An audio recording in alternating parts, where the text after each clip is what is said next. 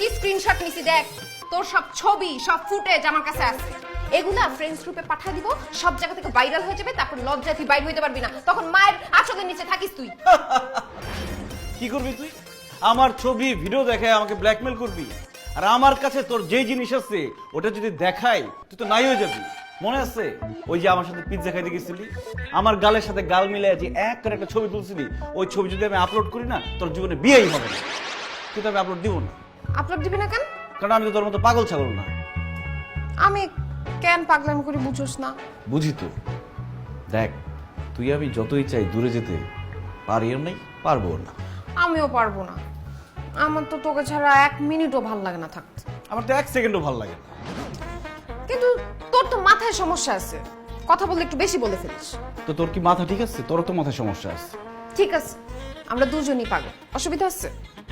আমার কোনো অসুবিধা নেই।